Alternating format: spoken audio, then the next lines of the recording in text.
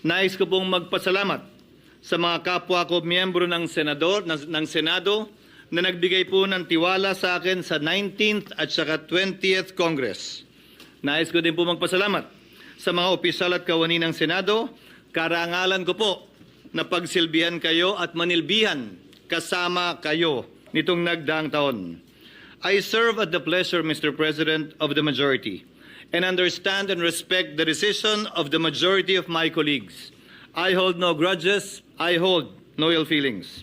I congratulate Senator Vicente Tito Soto III on his election as Senate President, and I wish you well, Mr. Senate President. Nandito lamang po ako bilang ordinaryong miyembro para pagsilbihan at paglingkuran kayo sa anumang kapasidad na pwede at kaya ko bilang bahagi ng Senadong ito. During my tenure, Mr. President, the Senate did not shy away from confronting the difficult questions facing our nation. We passed a record number of laws that helped uplift the lives of our countrymen. We conducted hearings that unearthed corruption on a scale rarely seen before, and in doing so, we remind the public that accountability is not a mere empty rhetoric, but a duty that we must uphold. Maski na papano, sa ilalim po ng aking panunungkulan at sa pangunguna ni Congressman Rodante Marcoleta, may ilang bagay po tayong nakamit at nagawa. Nakapagsalita na ng bombo kaninang umaga si Congressman Toby Chanco at nabanggit lahat ng nais niyang sabihing hindi nasabi sa kabilang kamara. Nasabi na rin po, Ginoong Pangulo, ang the name that cannot be mentioned, ang pangalan ni Speaker Martin Romualdez at Congressman Zaldico sa pamamagitan ng paghihiring kanina pong hapon. And as a final act earlier, Mr. President, I signed upon the request of Congressman Marcoleta the contempt order of Assistant District Engineer Bryce Hernandez, putting him under detention already here in the Senate. Mr. President, I am proud of what the Senate has accomplished together, and I trust that the spirit of transparency and courage that have been displayed by this chamber will be sustained. Sana po, mapagpatuloy natin to. Let justice and the rule of law be done and followed, though the heavens may fall. Thank you again, Mr. President, and please accept once again my warmest congratulations. Congratulations, Mr. President. Thank you, Mr. President. Philippians chapter 2, verses 3 to 4, quote, "Do nothing out of selfish ambition or vain conceit.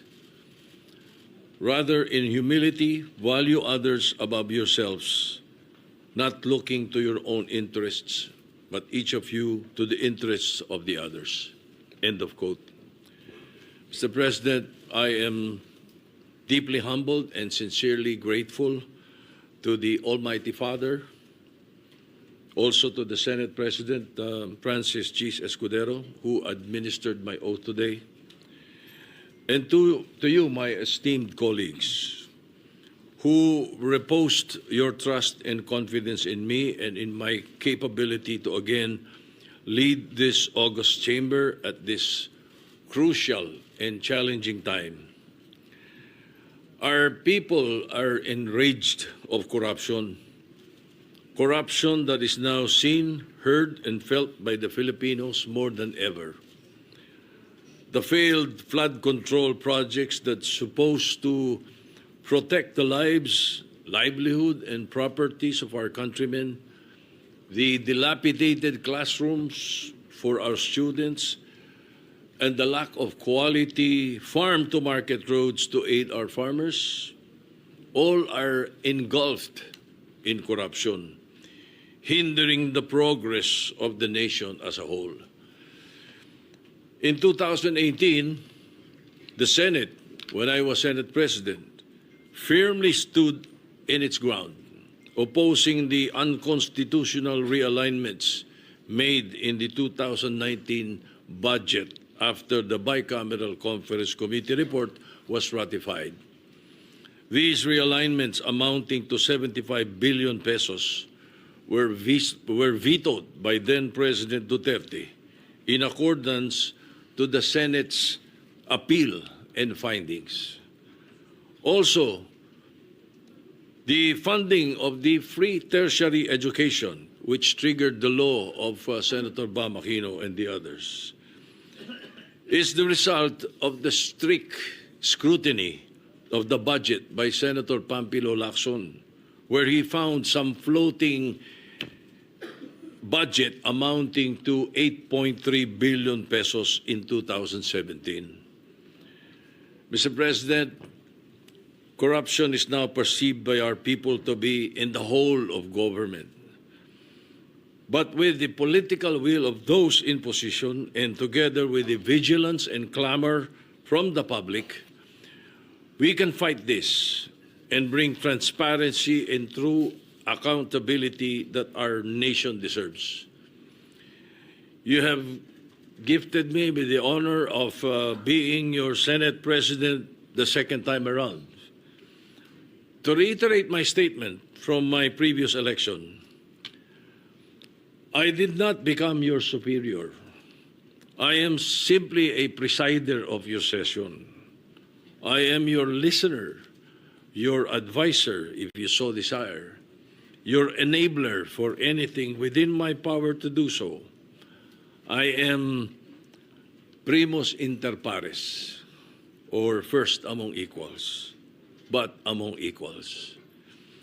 In 1 Peter chapter 5, verses 2 and 3, and I quote, "Be shepherds of God's flock that is under your care, watching over them, not because you must, but because you are willing, as God wants you to be, not pursuing dishonest gain, but eager to serve, not lording it over those entrusted to you, but by being examples of the flock." End of quote. So as I said before, I will do everything in my capacity to ensure that this Senate will remain cooperative but independent, balanced, transparent, and sincere. Thus, I am guided by Proverbs 3, "In everything you do, put God first, and He will direct you and crown your efforts with success." Allow me to also thank my family, especially my wife Helen, for her unconditional love and unwavering support. Dala ko po ang aral mula sa aking mga magulang at mga ninuno na nauna rito magsilbi sa bayan dito sa Senado. Maraming salamat sa Panginoon Diyos at dasal ko ang patuloy niyang proteksyon at gabay sa ating institusyon at sa ating bansa. Thank you very much, Mr. President, my esteemed colleagues. Thank you.